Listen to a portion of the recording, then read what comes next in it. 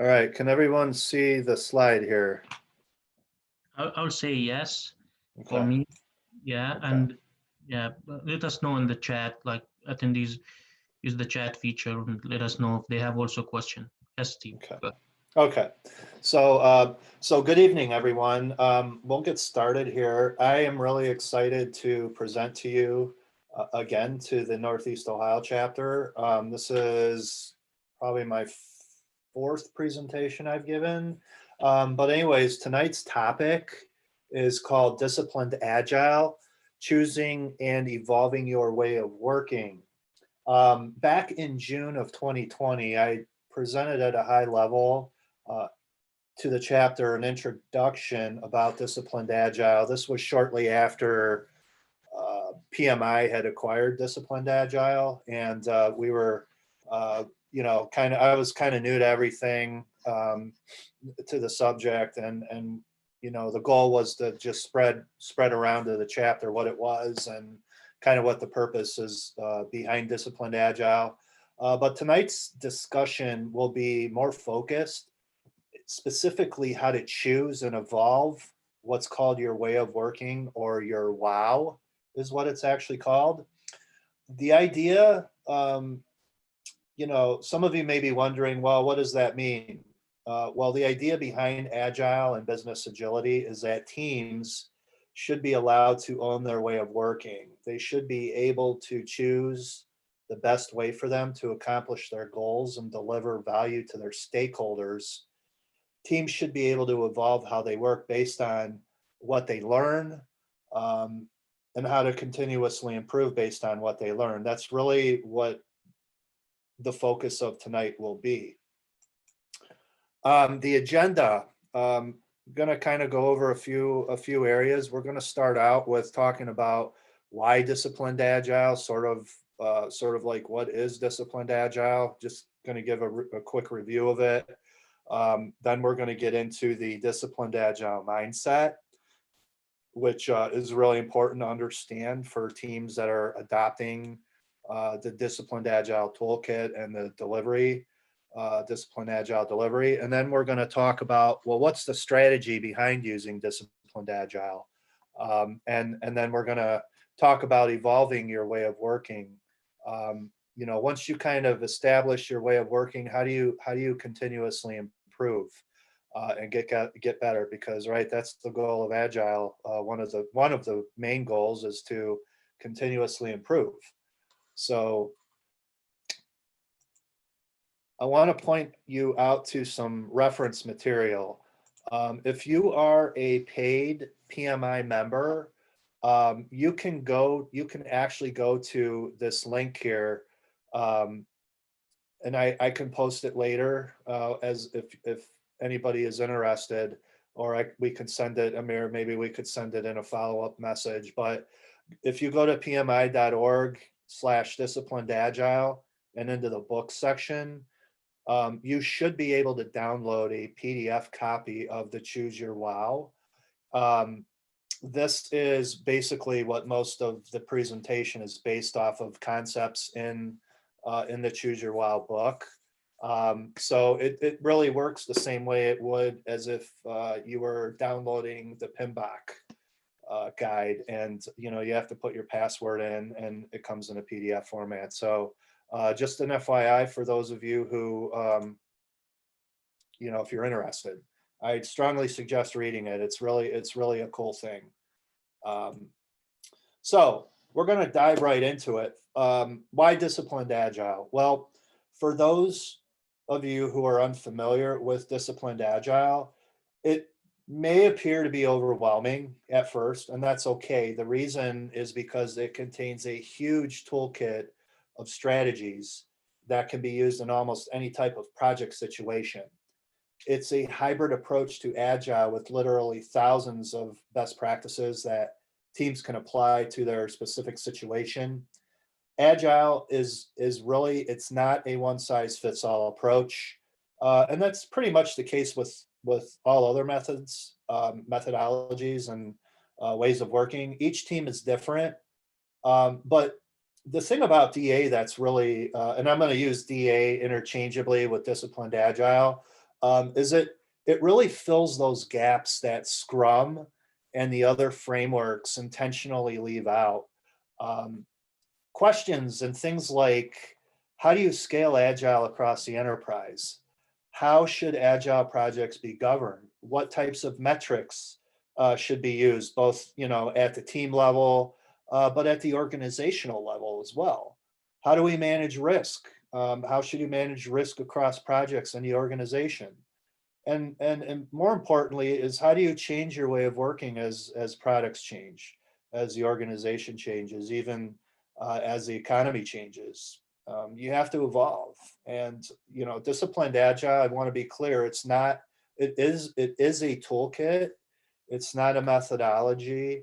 It's not a framework, and it's not a new invention that's here to replace Scrum or any of the other agile frameworks. As you're going to see as we move along, Scrum and Lean, and even some best practices from traditional waterfall are part of the choose your way of working as well. But kind of going back to why, it really enables teams to better optimize how they work, how they collaborate, and it really helps you tailor your agile approach to extend agility beyond the teams into the entire organization. And this is a lot of times, like for those of you who have taken Scrum Master certification courses, either through Scrum Alliance or Scrum.org or any of the other bodies, and if you're familiar with the Scrum Guide, it's only 19 pages long. And it's intentional to be that way, but it leaves out a lot of things to sort of be, it intentionally leaves a lot of details out for you to decide kind of, well, how do you want to evolve? But there's a big gap there, and that's really what Disciplined Agile tries to do, is it tries to address some of those gaps that I brought up earlier. So we're going to go through kind of four main reasons why you would want to use Disciplined Agile, or why it could be useful to you if you're interested. The first reason is that Disciplined Agile, it can help your teams better optimize the way they work and how they collaborate with others. Most organizations are what's known as, by the authors, Scott Ambler and Mark Lyons, is what's called a complex adaptive system. So for example, Team A here, we have Team A and we have Team B. Both teams, most agile teams want to be, as insulated from the outside world as possible, if you're familiar with Scrum. But the reality is that Team A and Team B probably have to work together. And Team A has to work with the enterprise, and Team B has to work with the enterprise. Team A is going to have their own unique situation. They're going to have their own disciplines. They're going to have their own project goals. They're going to have their own skill sets, and the same with Team B. And the enterprise has their own set of objectives, and they have their own people and their own way of working as well. So really, what DA tries to address is the fact that organizations are complex, and it recognizes that there's no one size fits all approach. And teams, it recognizes that teams should be able to work the way they want to work. The second reason is that Disciplined Agile is an agnostic agnostic toolkit of strategies.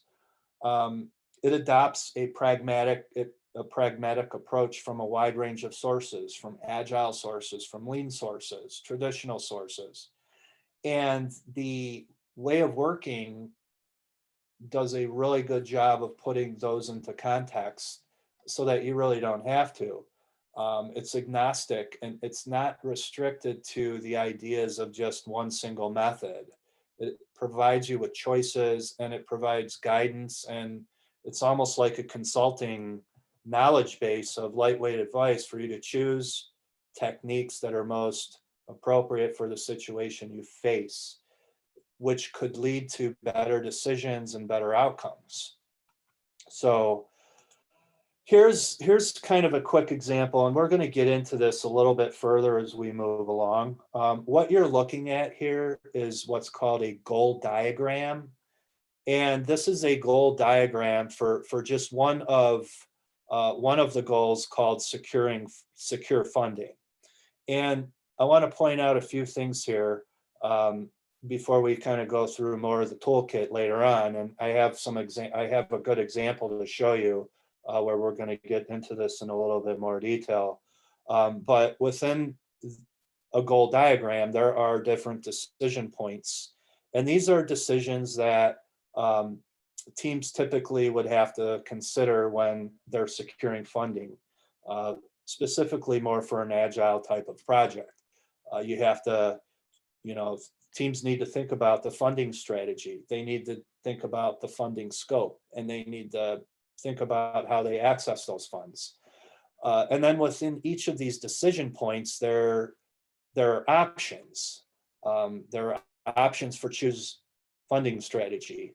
And in most of the goal diagrams, it's an ordered list. Not all of them are ordered, but many of them are ordered, with the bottom being the least, the least preferable to the most preferable at the top.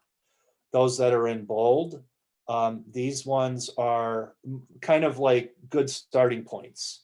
Now, the beauty with Disciplined Agile and these options is that you might be at a fixed cost.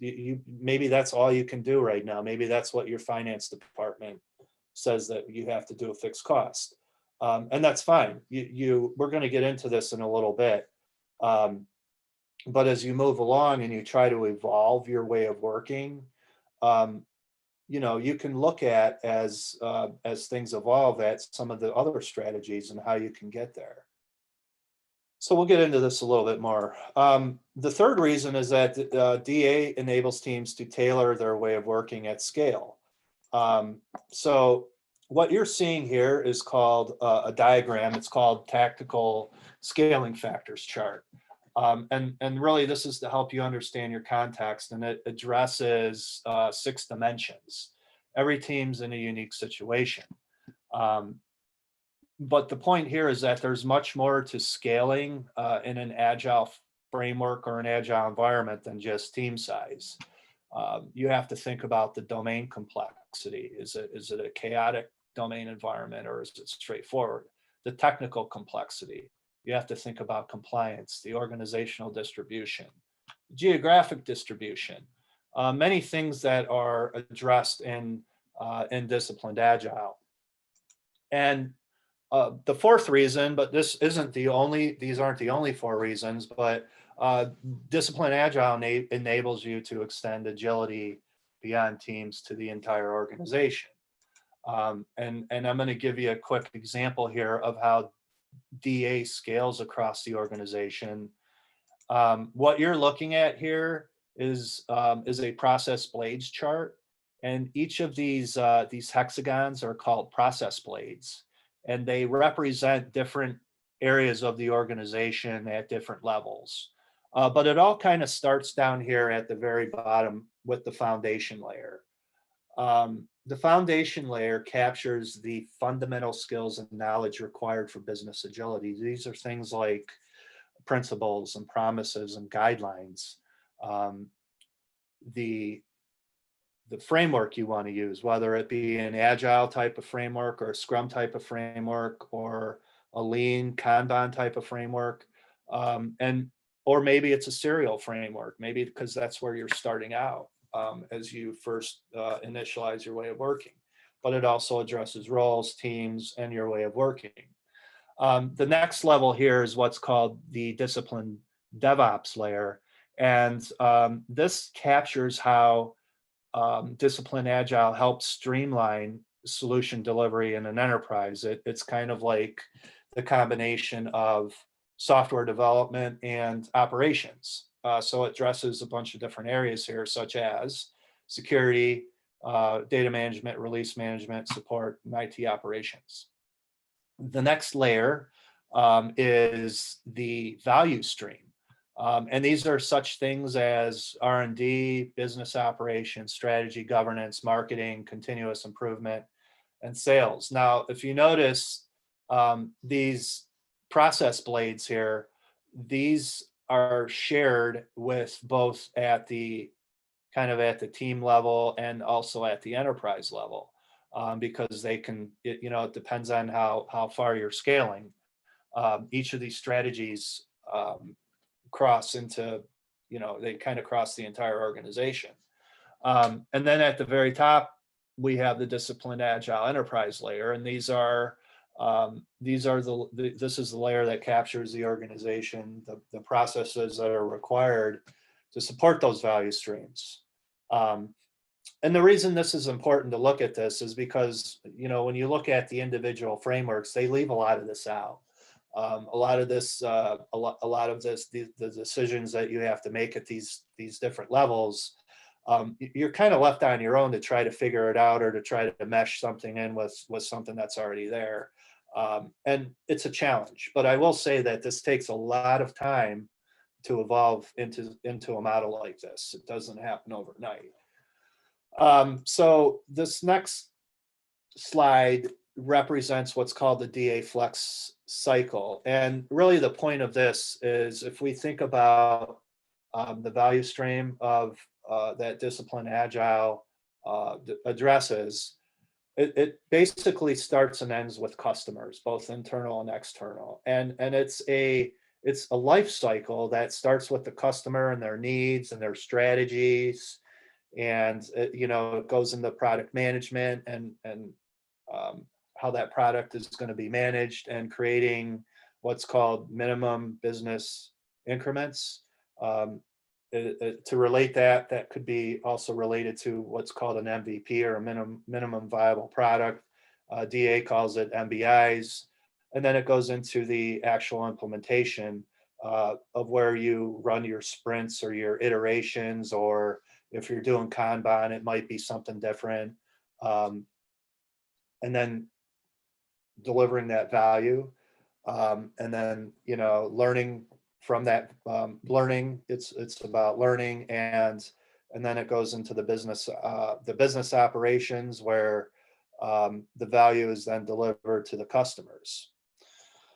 So let's talk about the mindset. Before a team can choose and evolve their way of working, they really have to understand the mindset behind Disciplined Agile.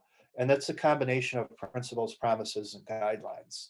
Just like if you are familiar with Scrum or Lean or any of the other frameworks, the mindset really is traced back to the Agile Manifesto, the 4 values and the 12 principles. DA kind of extends it a little bit more, and we're gonna get into this. But the mindset is based on people, practices, and flow. The people being the roles and the responsibilities, team structures. The practices are those goal diagrams that are in the toolkit. And it's about the flow, the life cycles and workflows. DA supports 6 different types of life cycles. It supports an agile life cycle, which is more commonly referred to as Scrum. It follows a lot of the Scrum approach. And then it adds on a continuous delivery option. And then it also follows, there's also a lean life cycle that is more flow-based or Kanban-based. And then it supports continuous delivery on both the Agile and Lean scale. So we're not going to really get into details with those because we just don't have the time. Maybe that could be a future topic. So let's talk more about the mindset. The DA mindset is captured in the form of principles, promises, and guidelines. And again, it's really important to understand this and to get your team and your organization aligned behind these principles. Otherwise, you're not going to be as successful if these principles and promises and guidelines aren't really understood. I'm just going to briefly go into these a little bit. So the principles of Disciplined Agile, this is very much related to Lean. if you're familiar with lean, it's about delighting customers, being awesome. Context counts, meaning the situation we're in. We want an approach that fits the situation we're in. We want to be pragmatic, meaning we want to be practical, realistic. It's not a one size fits all approach. Choice is good. Optimizing flow, organizing around products and services, and being aware of the entire enterprise. The promises of Disciplined Agile are things like we promise to create psychological safety and embrace diversity. It's very important with Agile teams that teams feel safe, that they have a high morale. It's also about accelerating value realization, realizing that value and understanding what value needs to be delivered to the customer and accelerating that value. It's about collaborating proactively. Teams have to collaborate, they have to communicate, they have to be proactive. We have to be proactive as a team, for example, and improving predictability. Improving that predictability based on our past learning experiences. And keeping workloads within capacity. This is really important in terms of being at a sustainable pace, which is one of the principles of Agile. You don't want to burn your teams out. You want to be real. You want to be realistic. And most importantly, improving continuously. The guidelines then talk about of Disciplined Agile. They help us to be more effective in our way of working and improving our wow over time. These are things like, in order for us to improve, we have to validate our learnings. Meaning we have to learn from our mistakes and we have to figure out what works and what doesn't work. Applying design thinking to our products, attention to relationships, creating effective environments that foster joy. Again, making sure your team is motivated, making sure that your team has what they need, that the organization has what they need. Changing culture by improving the system. Continuous improvement. It's all about continuous improvement. And having a self-organized team. Having a team that is able, for example, I'm a Scrum Master, and one of the things that a Scrum Master tries to get their team to do is to, and this is kind of ironic, a Scrum Master's job in many ways, at least what we've been taught in Scrum School, is that we want to work our way out of a job to where the team's completely self-organized, where they don't even need you, to where they can just take the ball and run. They know what they got to do. And adopting measures to improve outcomes and leveraging and enhancing organizational assets. This is an important one too. How can you reuse assets that are already there, that might already be out in the organization? How can you, instead of reinventing the wheel, how can you use something from another team that's there? It's about being efficient. So moving on, I want to talk now, let's switch gears a little bit and go into the Disciplined Agile strategy. It's at a very high level, but I want to set the stage for how you can apply Disciplined Agile to your own context. How do you even begin to use this toolkit and this library of knowledge, and to even increase your agility and to improve? Well, at a high level, applying Disciplined Agile, it involves starting from where you are. You're starting from, like, let's be realistic. Where are we right now? Okay. And then from that, doing the best you can in the situation that you face. You're dealt a hand of cards, right? And you have to play those cards as best that you can at the time you're given.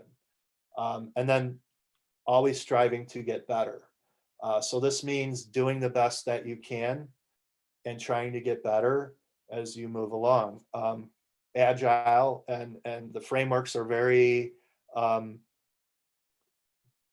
they have one thing in common, and that is about reflection, about retrospectives. Scrum, for example, right? We time box sprints into anywhere from 1 to 4 weeks. We plan, we develop, we experiment. At the end of that iteration or that sprint, we figure out what worked and what didn't work. We create action plans to get better for the next iteration. And that's really what the disciplined agile strategy sort of follows that same pattern. Only it gives you more options and techniques that that can help get you to that next level.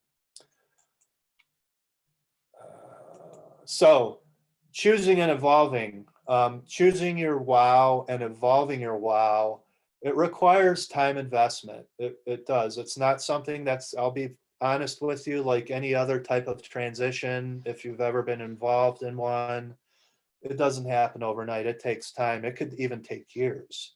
But there are some key points to this. There are things that you need to consider. For example, you need to consider your physical environment. Are you a co-located team in the same office? Are you remote?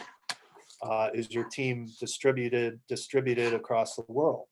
Or are they in the same time zone? Communication styles.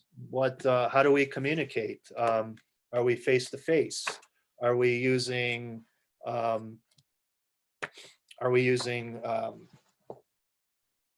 conferencing or phones? And same with collaboration styles. How do we collaborate? How does your team collaborate? How do you want to collaborate? The life cycle. What type of life cycle should you use? Should it be an agile type of life, a scrum-based type of life cycle? Should it be a Kanban type of life cycle? Should it be a Devops life cycle, or some other type of life cycle? Maybe it's a hybrid type of life cycle that's specific to your organization. Another thing to think about is, how do you visualize that existing process? There are many ways to do this. Is it through value stream mapping? Is it through using a Kanban board, or some other type of whiteboarding process where you sit and you visualize what's that existing process, what's the current state? And then you have to think about, okay, well, how are we going to tailor that initial process? And then as you move along, you have to identify what types of improvements that you want to use. And this is really where retrospectives come into play.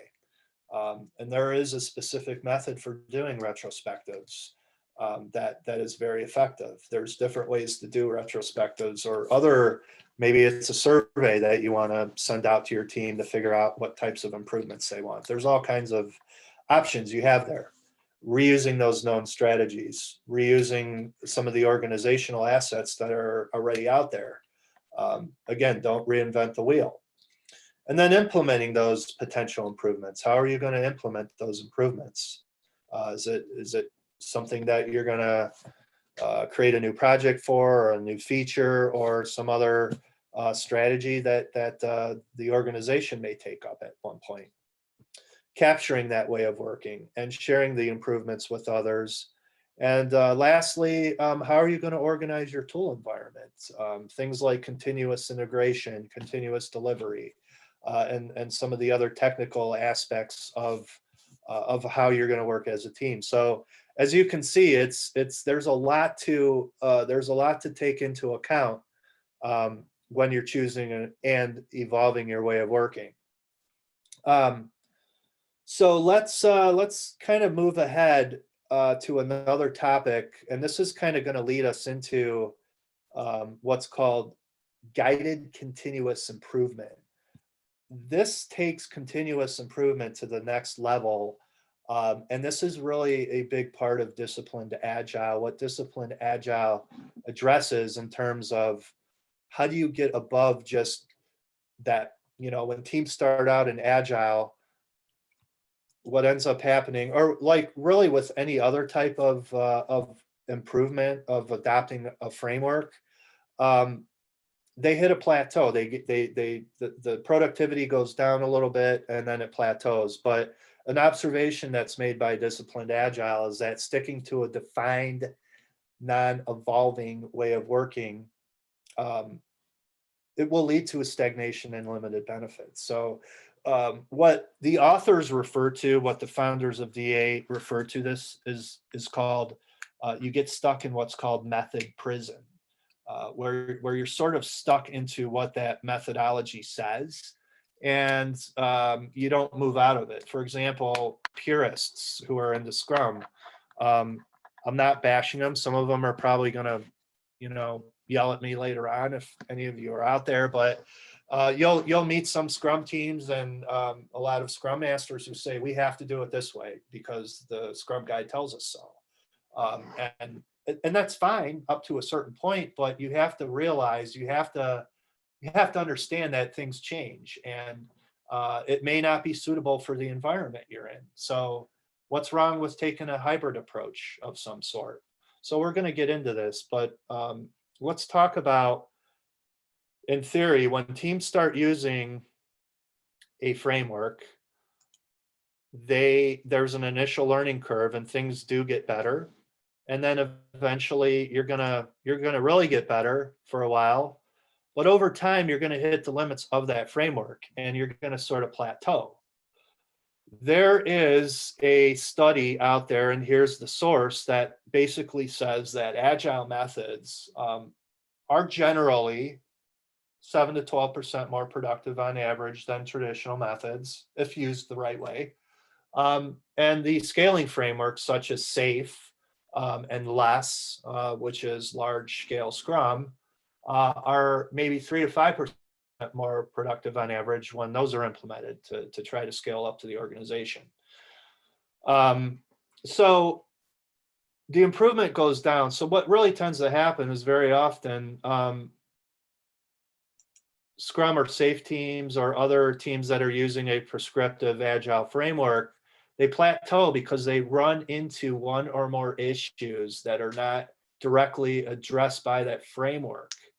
And because that framework doesn't address the problem they face, and because they don't have expertise in that area, they tend to sort of flounder and kind of wander along the way. It's very common.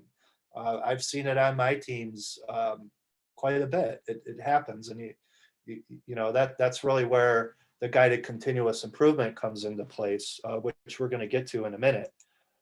So first, though, let's talk about like what continuous improvement really is.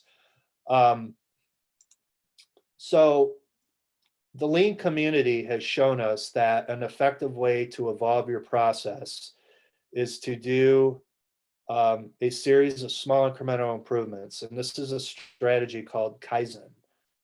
Many organizations have taken this approach over the years, and those who have succeeded have, the reason they've succeeded is because they've adopted more of a multi-years based continuous improvement strategy. And really that involves identifying the problem, identifying potential techniques that'll solve the problem, trying those techniques out, assessing their effectiveness, and then you adopt what works and you abandon what doesn't work. This is very familiar for those who work on agile teams. Again, kind of going back to retrospectives and at the end of sprint ceremonies where you identify improvements. Where are some areas we can improve based on what we've seen our last 3 weeks? Let's try those techniques in the next sprint. Let's see how they work at the next retrospective. Things that work, we're going to adopt. Things that didn't work, let's abandon. And you share those learnings, and then you kind of repeat that cycle. So you improve over time with continuous improvement. Your team's effectiveness will improve over time with that approach you're taking. When you experiment with a new technique and it works out well for your team, your effectiveness improves. When it doesn't, your team fails. Okay, back to the drawing board. Let's try something different. However, how does Disciplined Agile take continuous improvement to the next level? Disciplined Agile offers improvement through something that's called guided continuous improvement. And what this does, it gives you a continuous improvement. For example, it gives you a certain amount of improvement, which can help you escape from your normal way of working. But with guided continuous improvement and with the use of the Disciplined Agile toolkit, you can use that to identify techniques that are more likely to succeed in the context of your situation based on those process goals that are in the toolkit and based on the different options that are given to you by the toolkit. So this means that you could potentially have more successful experiments, so you improve faster than you would when you're using a normal continuous improvement approach. So the approach is to start where you are, do the best that you can in the situation you face, and always strive to get better. So from my experience with using Disciplined Agile, and I'm kind of just starting out, I'm trying to roll some of the techniques out to some of my teams where we can use it. This really leads to, and this is leading me to help my teams evolve their way of working to try to take it to the next level. And again, understanding the agnostic toolkit that is provided and the strategies that it gives you, it allows you to choose and evolve your way of working again. So I'm going to go into a quick little scenario. Let's see where we are on time. I think we still got quite a bit of time here. I hope I'm not going too fast. So here's a good scenario.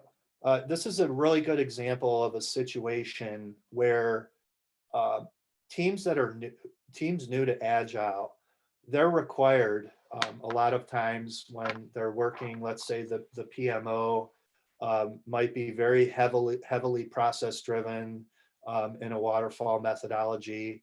And again, there's nothing wrong with that. We're not saying that that's a bad thing, but teams who are new to Agile, a lot of times they're required to provide a very detailed upfront project estimate. It's a classic challenge that a lot of Agile teams face, especially in organizations that are new to Agile, because their current funding strategy follows a traditional approach where the organization is expecting detailed upfront estimates before they will even fund the project, before they will even think about it. But the thing is that Agile teams embrace change and recognize that stakeholder requirements will evolve as they see what the team produces. That kind of poses a problem when you're trying to estimate let's say the project's supposed to go on for a year or whatever.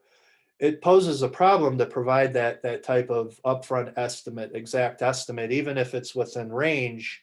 It's not going to be very accurate because Agile teams expect things to change, and because of the expectation that requirements will evolve, the schedule and cost, they're going to need to be flexible as well. So this is just one of many scenarios, and it doesn't have to be specific to Agile teams being in a waterfall environment. It could be other. There's plenty of other scenarios that teams face, such as quality issues and things like that. But anyways, for the sake of this discussion, what you're seeing here is how this team should address that mismatch between their current funding. And I'm kind of going to walk you through the process of how you would do this. And this is just an example. So what they're going to do, what the team would do, is they're going to look at, at all of these different decision points, all of these different processes, and secure funding is one of them. they're going to look at this process goal. There's a process goal for secure funding. And what you're seeing here, and I should probably go into a little bit more detail. This is sort of the high level workflow or process flow of uh, disciplined agile. And realistically, so again, the agile folks might shoot me, but there is a process that even agile teams go through, right? There's an inception part of a project, and it doesn't matter if you're agile or waterfall or whatever you want to call it. There is an inception, or there's some sort of starting phase that all projects have to go through. They need to form their team. They need to have a project charter. They need to have something, even if it's on a small piece of paper or a napkin saying what they want to do. And then there is a period of construction, right? This is where your sprints take place. This is where you're going through, whether it's 3 sprints or iterations or 50. There's a construction phase, and then there's a transition phase where you release the product or the software into the production environment. That could happen at the end of each sprint. It could happen every quarter. It could happen every week. Some teams even release every day if you're using a Devops model.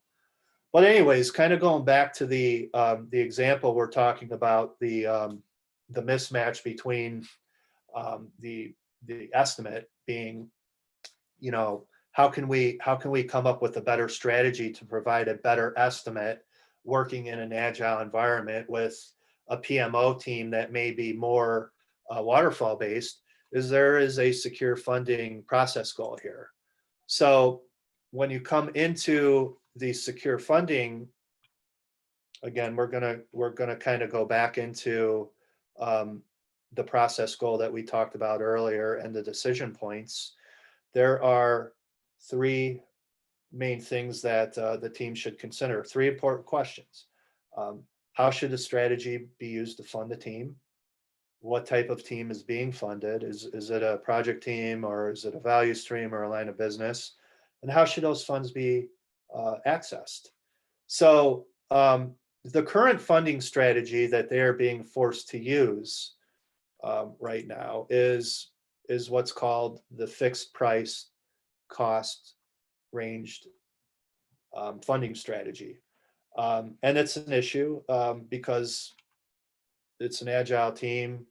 Things change. It's really hard on agile projects to come up with a fixed price at the beginning of a project, and to try to hold to that cost as you expect those requirements to change. So the arrows on the left here, again, these represent the from the least preferred to the most preferred. So the least preferred is obviously the fixed price. More preferred would be something of a charging by a feature or a cost plus. In the middle are time and materials and stage gates. And these are good starting points, by the way. That's why they're bold. So if we take a further look into this, we're going to take a look at the existing approach that's being used right now, and that is the fixed price cost ranged approach. And what you're going to see is you're going to see a list of trade-offs. These are different trade-offs, both good and bad. On this approach, though, there's more bad things about it than good things. And some of the issues, again, it's going to tell you that there's high financial risk due to the initial estimate being based on initial requirements. It's likely to change, and there's potential for technical unknowns. To narrow the range, you need to do significant upfront modeling and planning. Thereby, you're going to increase the cost of delay and overall risk of incurring waste.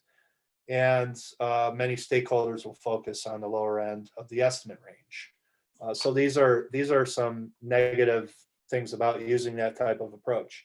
But it could be that maybe this is all you can do right now, and it is what it is. But if we take a closer look, we're going to look at some of the other options that are available to us. And the toolkit is going to tell you some different options. So if we go up in order, we were at the fixed price cost ranged. There's a stage gate approach where you estimate and fund the project for a given period of time before going back for more funding. There's a time and materials approach. This is a very common approach to Agile, where we pay as we go, paying an hourly or daily rate. I think most of you have PMPs. I'm sure most of the audience out here does probably understand time and material very well. And then there's a cost plus. It's a variation of time and materials where a lower rate is paid. And it goes into more detail. And then there's a charge by feature. You know, the addition of a new report or implementation. So we're going to look at these options, these better options. So the team has the opportunity, the leadership, you know, whoever is at the helm here, but it's really a team decision on how they want to work. What's a better way for us to work? How can we evolve this existing funding strategy of fixed price and cost? How can we choose something that's better? What are some of those options out there that we can look at? Well, here they are.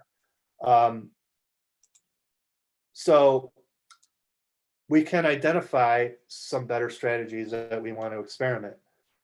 So for example, let's look at the time and materials. Again, lower financial risk. It requires stakeholders to have, you know, here are the trade-offs here, right? So we can see that this is a very common strategy for funding Agile projects. There's other ways as well to fund a team, but it's best to adopt the strategy that is best fit for your situation. So let's say, for example, that, all right, we want to, I'm the Scrum Master or the Dev Manager, whoever it is, that's going to try to position this to our finance organization. Let's say our team goes and meets with finance, and we bring up to the finance team a different strategy that we would like to use to fund these Agile projects that we feel we could be more successful and it's going to help us improve. So we meet with the finance team. And the finance group comes back and they say, well, you know, we're uncomfortable with the time and materials approach. And the reason being, maybe they're going to say things like, well, time and materials requires more sophisticated financial governance, for example, than, let's say, a stage gate. So we negotiate further with the finance team, and both of us decide to experiment with the stage gate approach. Okay. So we're going to do that. We're gonna, you know, for a period of time, let's get rid of the fixed price and let's merge into a stage gate approach. So in the future, what'll happen is that once they succeed with this new stage gate strategy, there could be appetite to do that time and material later on after we succeed with this and we hit, let's say we hit another plateau here, and we want to go to the next level. Maybe we can't do it. Who knows? I mean, it's all about being flexible and keeping your options open. So that is really at a very high level of a good example for how you could use the toolkit to identify areas of weakness in your process after doing some analysis, looking at the different process goals that are in the toolkit and figuring out, hey, where can we improve in these different areas, and then looking at these options and then evolving that way of working. You could do this for finance. You could, I mean, like I said, there's literally thousands of different strategies that you could look at in the toolkit and that Disciplined Agile addresses. So again, Disciplined Agile offers improvement and evolving your way of working once you have that way of working established through something called guided continuous improvement. And adopting a framework, remember, you're going to improve for a little while, but you're going to gradually plateau. The usual approach to continuous improvement, though, it helps teams to improve, and it helps you to it helps you to escape that plateau that you see through continuous improvement. But when you use guided continuous improvement using the toolkit and the principles, the practices and the guidelines that Disciplined Agile offers, you can take it to the next level through what's called guided continuous improvement by using the toolkit to identify some other techniques that may be more likely to succeed in the context that you work in. So again, start where you are. Do the best you can in the situation you face. Always try to get better. And this should be, for anybody on a project, whether it's waterfall, whether you're using Scrum, whether you're using Lean, whether you're doing Kanban or anything else, Wagile, Fragile, whatever you want to call it. There's all kinds of jokes about it. But it's really important to look at always trying to get better, always trying to go to the next level, always trying to improve your situation. And that's really what's behind Disciplined Agile. Now, I know I talked very fast, and there's a lot, folks, there's a lot of content here. An hour is not a long enough time to do it. But I do encourage you, an action plan for what I encourage everyone to do here is to read more about Disciplined Agile. You could go to PMI.org and look at Disciplined Agile to get yourself more familiarized with it. There are, if you're on projectmanagement.com, there's a lot of different webinars about Disciplined Agile.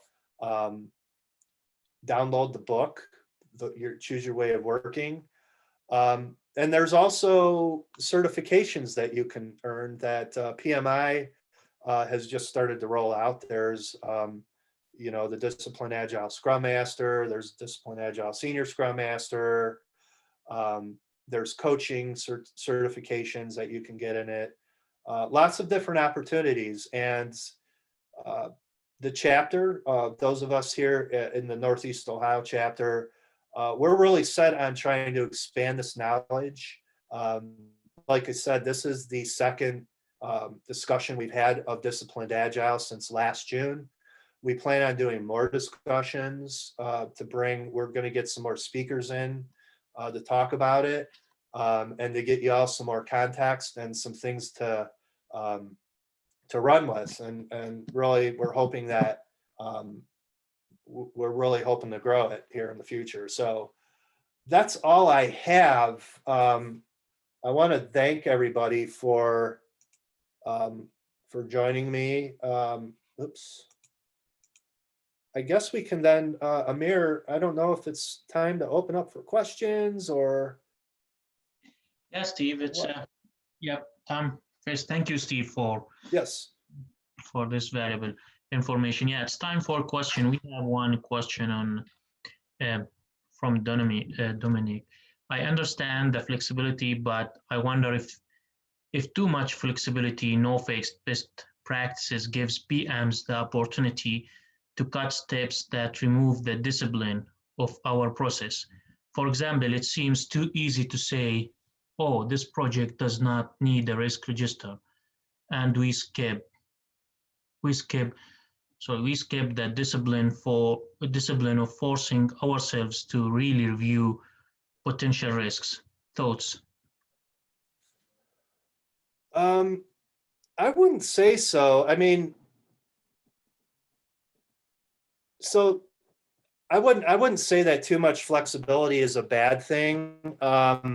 I mean, we do need to be flexible, but I mean, we have to understand that there are constraints, there are boundaries, and we just need to be clear and understand what those boundaries are. Yeah, I see like cutting corners is never a good thing. And saying, oh, the project doesn't need a risk register, for example. Well, that really is a bad decision, regardless if your agile projects need some sort of risk, a risk register or something like that. So I wouldn't say that having too much flexibility is a bad thing, but again, it's all about placing expectations and really kind of one good practice is to look at is doing a team working agreement for your team and to kind of get the team kind of around the best practices of what we want to look at. Yeah, just reminder, if for question, please use the chat feature or Q&A or whatever is easy. While we are waiting for other question, just go down. If Northeast Ohio chapter will resume or restart doing the technical webinars, time date. Earlier we had these webinars, technical Thursdays webinars.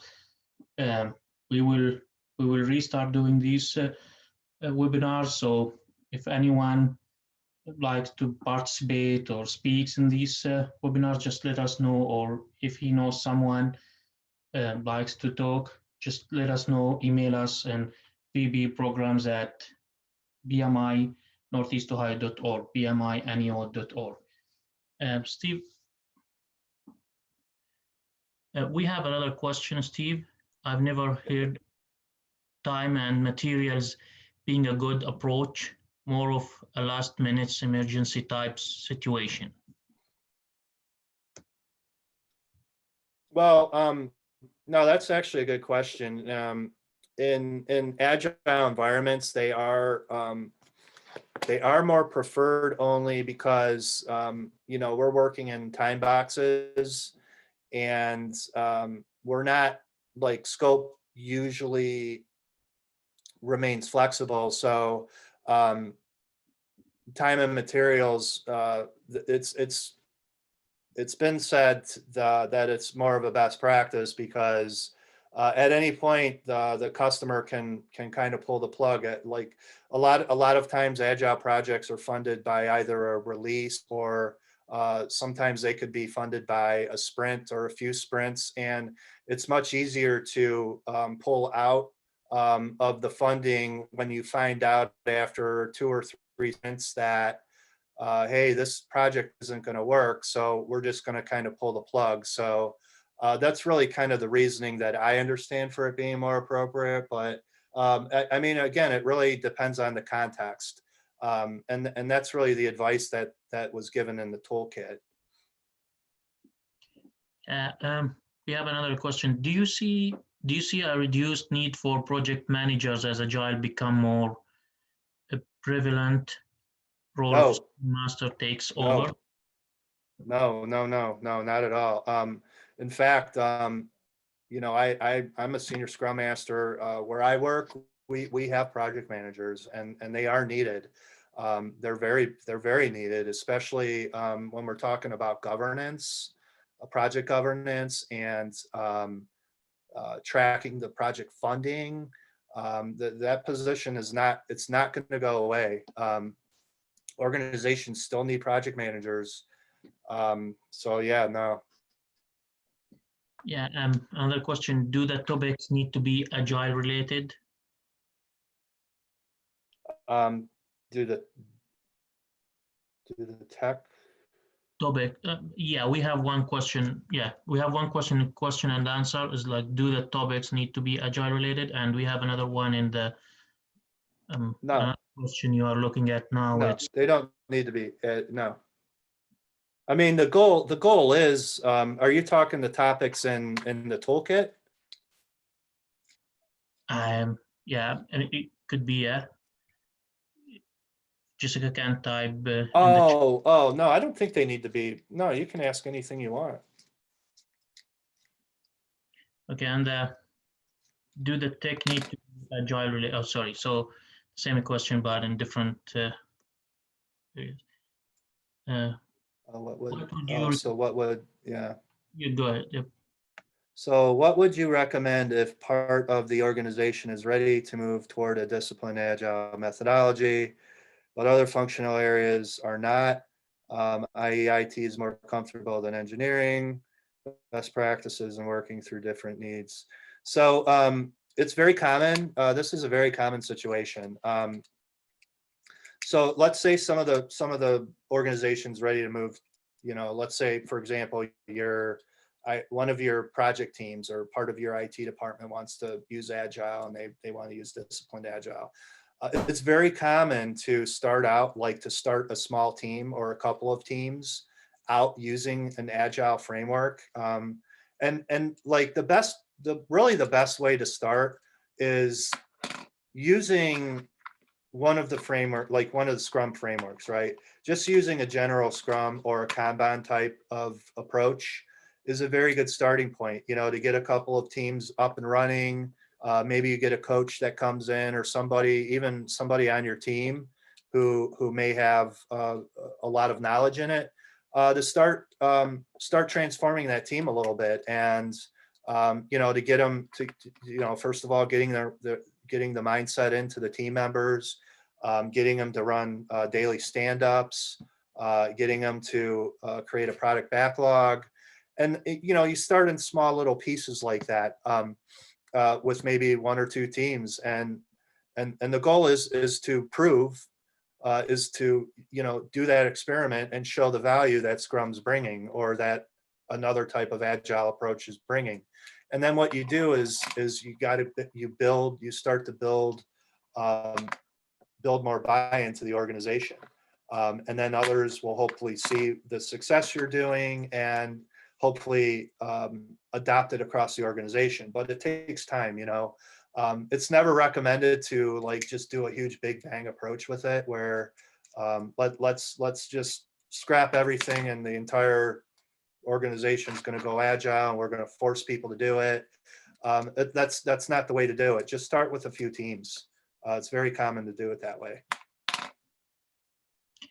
Just back to the question, do the topics need to be Agile related?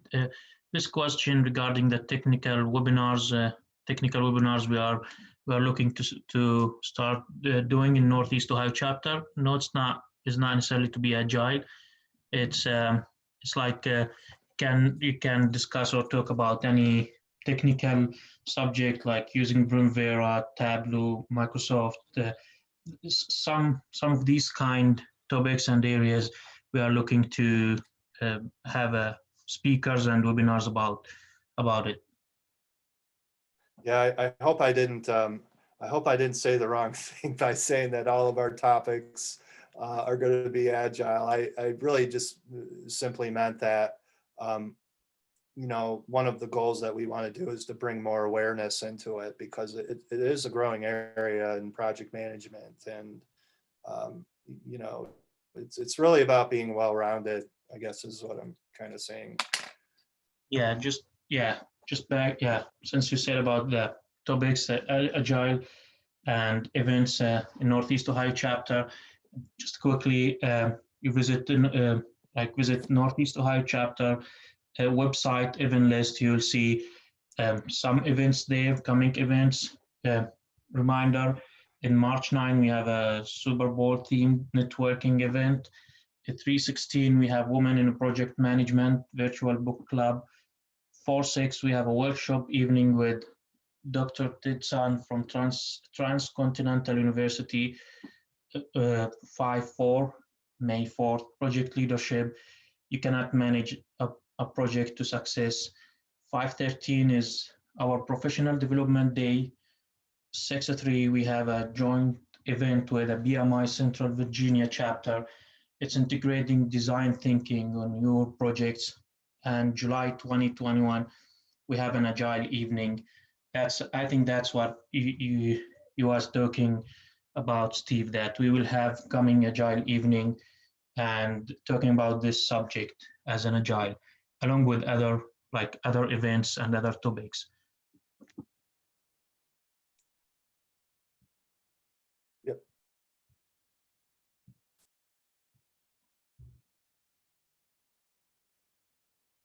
Yeah, and we have a reminder about we will have an awards in our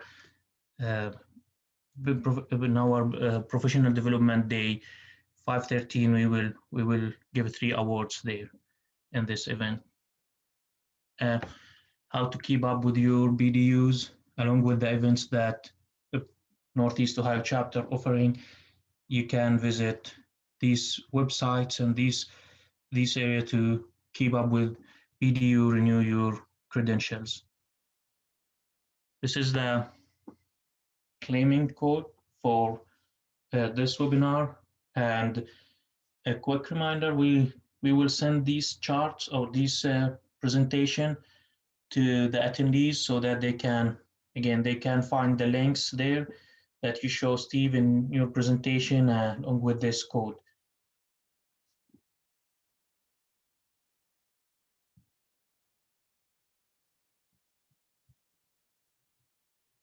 And that's all, unless we have any other questions. Thanks all for your attendees, and thank you, Steve, for this presentation. Thank you.